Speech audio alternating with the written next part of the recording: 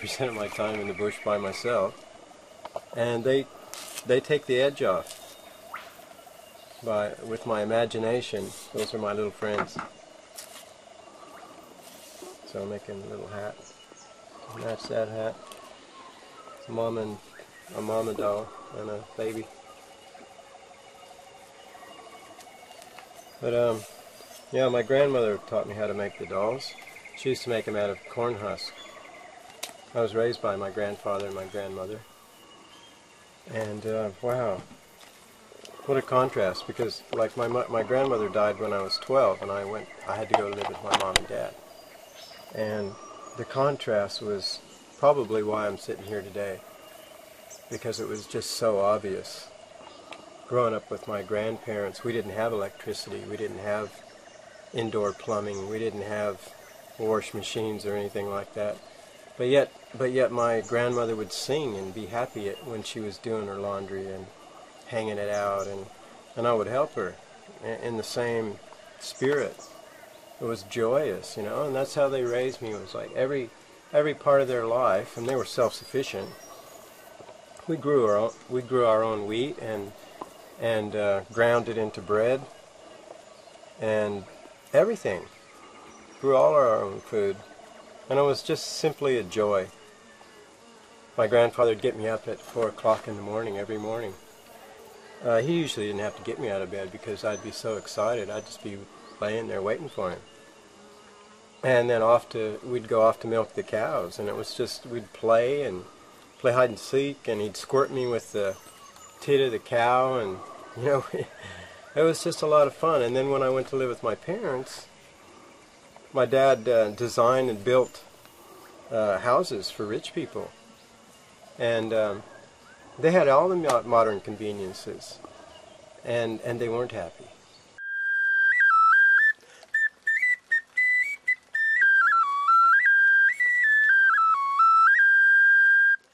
Now this I'm pretty sure is Koa. I have to check it because there's quite a few plants that look very similar to this that have the roundish leaf. But when you pull it off the stem, yeah, this is Koa, because it flares out at the stem where it meets the plant. And if it doesn't do that, if it just keeps going straight, then it's not Koa. So it's got to fan out where it meets the main stem of the plant. Now, in China, they've used it for thousands and thousands of years to improve the memory. They reckon if you eat 2 leaves a day.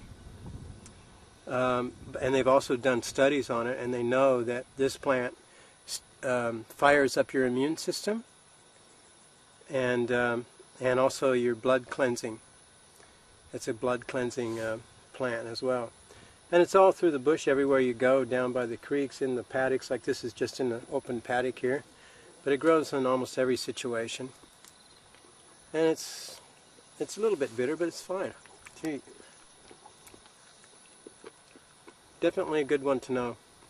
And these are the leaves we just harvested from the native cordyline. And this is how we prepare them for weaving.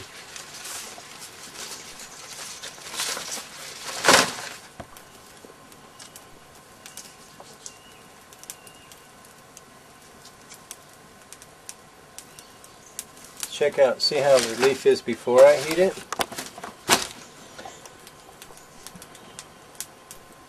Now I'll show you what it looks like after I heat it.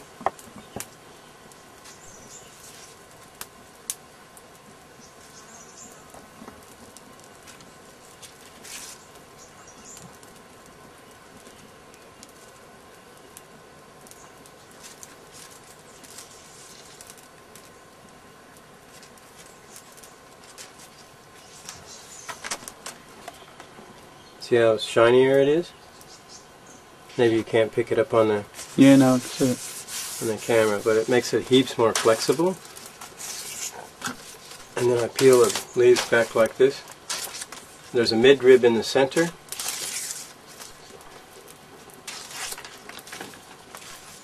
And these fibers I'll twist into rope in a minute, but I'll just do all these leaves first. So this is the native cordyline that we harvested for the bush tucker. And I've heated up the leaves over the fire, which you saw. And now I'm going to make it into rope. So I'm splitting the leaf like this. And that's the midrib there.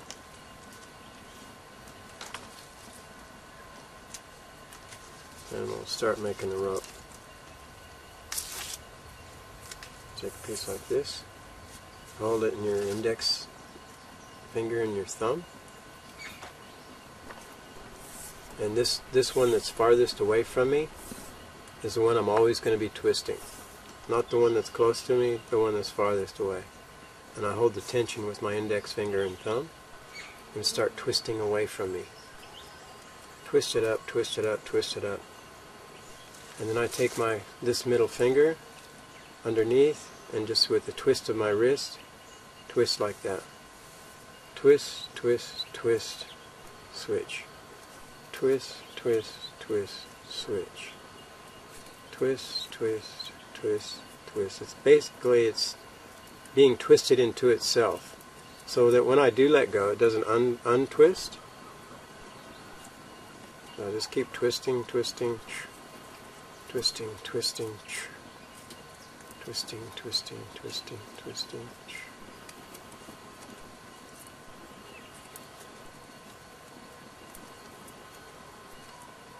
Now when this shorter piece gets a little bit shorter, I'm going to add another piece on.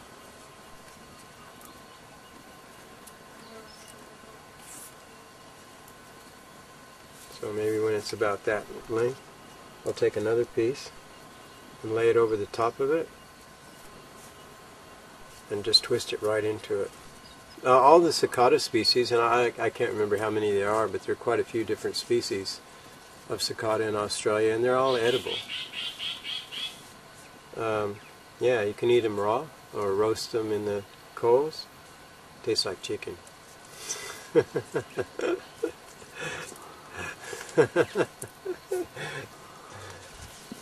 They're quite easy to catch, especially when they first do their metamorphosis. You'll find that when it's cicada season, they'll be all over the tree trunks, because when they come out of the ground, they live in the ground for years. All the different species have different cycles, but they all live in the ground. And when they come out of the ground, they head for the first vertical thing there is. Like out here, it's a tree trunk, so they'll crawl up that tree trunk and freeze, and then do their metamorphosis and turn into a winged insect. And at that point, that's the best time to harvest them, because they're just there. And when they come out of their shell, they'll sit on top of their shell and pump air into their wings. And yeah, they're just easy to catch. Munch them down.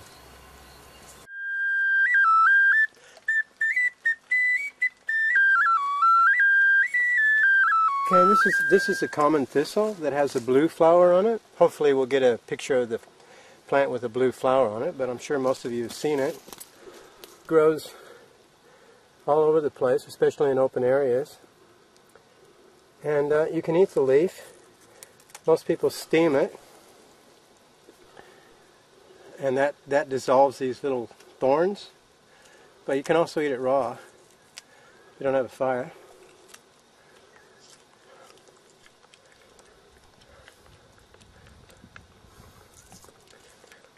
I reckon it's full of nutrition. Yeah, so that's the common thistle with the blue flower. There's another thistle which is a native, and it's got a yellow flower. And you can eat the leaves and everything of that as well. You know how I got into living with nature and learning everything I can about nature and what it is to live naturally. For me, it's been a quest for freedom, because from my perspective, knowing your environment, knowing what you can eat, what you can't eat, what you can use to make rope, string, shelter, etc., etc., gives you a lot more freedom in your environment. Because, like for instance, I have the skills, I could walk from here to Cairns and never miss a meal. That gives me a lot of freedom. I don't need the shops for anything. So,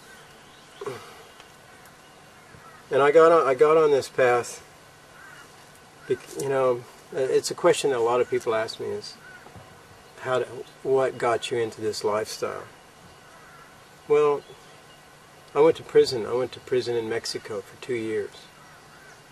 That's how long it took my family to come up with the money to pay them to get me out. I was basically kidnapped and held for ransom. And inside that prison, all your freedoms are taken away. All of your freedoms. You can't even go take a piss without them knowing it. And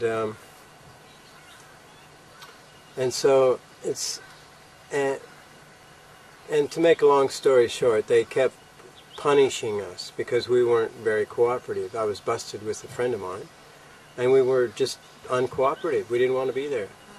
And our whole attitude was we want out.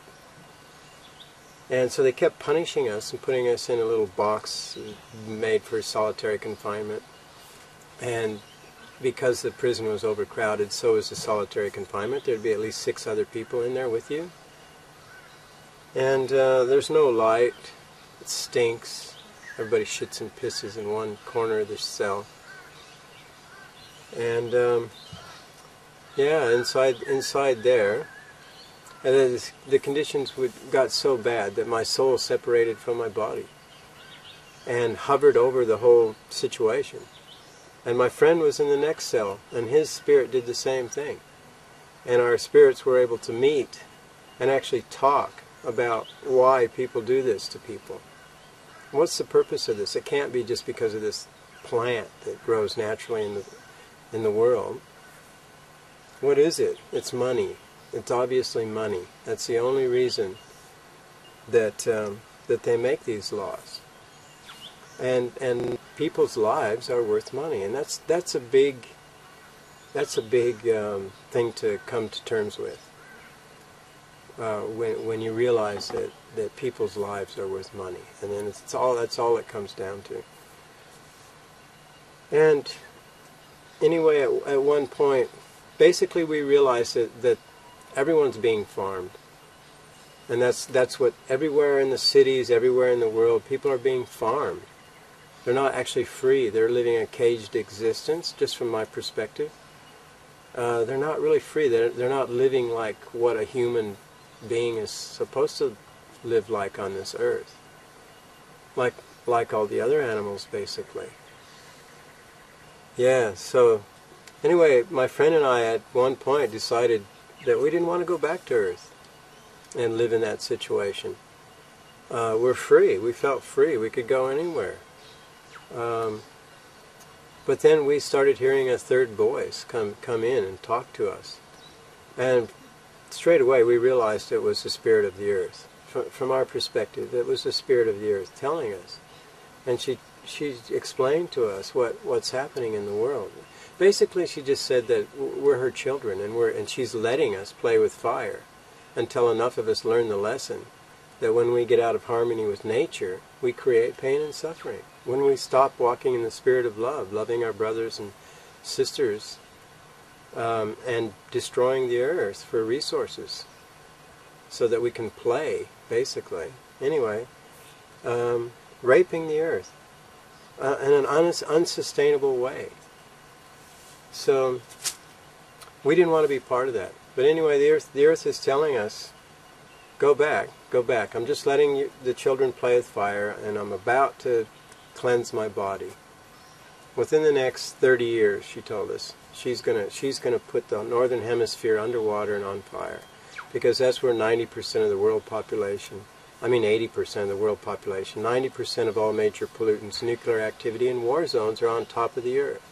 And it's a separate entity in that the winds go around the earth in opposite directions, and right in the middle, the equator, there's a 200-mile band of dead airspace. So these two entities never mix. And it's the same with the water currents. So it's a scientific fact. Every breath you take down under is 80% cleaner than anywhere you are in the northern hemisphere. The earth is a living conscious being, and she's got to heal her body. So she'll put it underwater and on fire, under pressure. That's how she neutralizes things. And that's why I'm in Australia, because it's in the southern hemisphere. So Yeah, well, that's when I was 23 years old. I'm 56 now. And that got me solidly on this path of trying to learn what it means to be totally self-sufficient, like the animals, like a wallaby, like a kangaroo, like a bandicoot. They all are totally self-sufficient. Same thing. No one has to tell them what to eat or where to sleep or any of those things. They just instinctively know.